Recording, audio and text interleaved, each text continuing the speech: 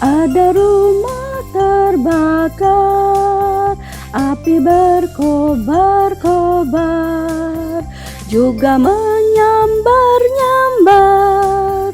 Segera telepon Pak Damkar, semprot air memancar.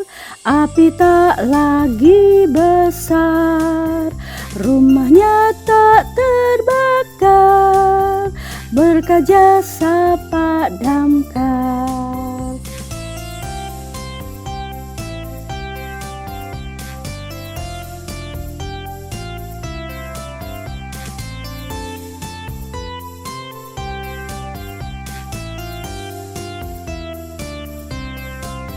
Ada rumah terbakar, api berkobar-kobar, juga menyambar-nyambar.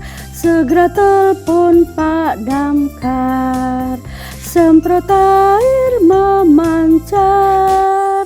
Api tak lagi besar, rumahnya tak terbakar, berkat jasa Pak Damkar. Halo, selamat pagi anak-anak. Berjumpa lagi pagi hari ini.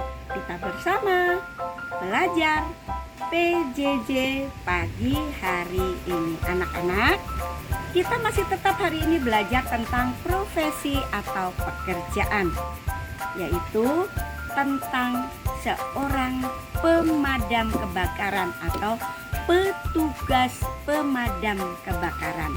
Nah, tugas dan tanggung jawabnya yang pertama, melakukan pemadaman kebakaran. Nah, yang kedua, melakukan penyelamatan jiwa baik saat kebakaran maupun bencana yang lainnya. Misalnya ada gempa bumi, tanah longsor, banjir, gunung meletus. Nah, itu seorang pemadam kebakaran juga harus tanggap. Bahkan anak-anak, kalau misalnya di kampung-kampung ada ular masuk rumah dan orang-orang tidak bisa menangkapnya, mereka boleh meminta tolong kepada petugas pemadam kebakaran. Atau juga misalnya bukan itu ya, sering di daerah Jakarta atau di kota-kota di pohon suka ada rumah lebah yang besar yang mengganggu keamanan masyarakat. Nah, masyarakat boleh meminta tolong kepada petugas pemadam kebakaran. Nah, untuk yang ketiga, melakukan pencegahan terjadinya kebakaran. Yang keempat, memberikan arahan kepada masyarakat tentang pencegahan, pemadaman, dan penyelamatan kebakaran. Nah, sekarang yang kelima, memelihara alat pemadam dan penyelamatan kebakaran. Anak-anak, seorang pemadam mereka akan menggunakan peralatan. Nah, alat-alat itu siapa yang merawat, yang menyimpan? Ya, petugas pemadam kebakaran sendiri. Oke, sekarang yang keenam, mereka juga menyimpan, menyalurkan, dan mengendalikan logistik yang ada saat terjadinya kebakaran. Oke, yang ketujuh, seorang petugas pemadam kebakaran harus selalu ingat berkomunikasi dengan petugas PLN seandainya dia mau melakukan pemadaman. Oke, anak-anak, ada syaratnya loh. Petugas pemadam tidak mudah, tidak semua orang bisa. Dia harus punya suatu keahlian.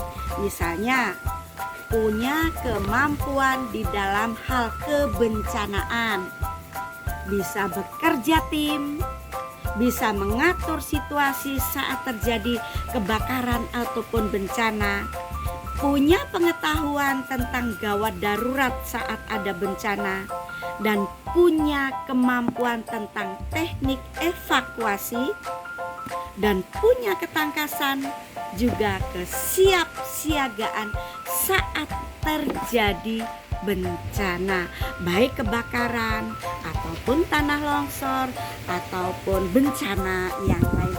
Nah, itu tadi tugas-tugas pemadam kebakaran. Anak-anak pengen tidak menjadi seorang petugas pemadam kebakaran?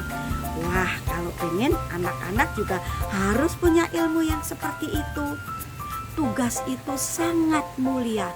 Kenapa?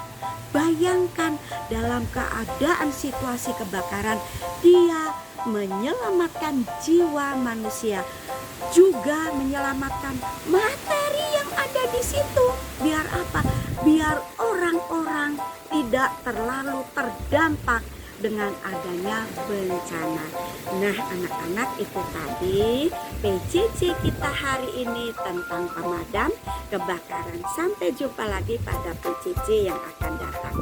Jangan lupa tetap bersyukur kepada Tuhan tentang apa yang sudah kita miliki. Kita harus menyelamatkan, kita harus menjaganya sehingga tidak terjadi bencana. Oke, dan jangan lupa anak-anak, situasi pandemi sekarang ini kita harus tetap ingat 3M. Mencuci tangan, memakai masker, dan menjaga jarak. Nah, itulah tugas kita.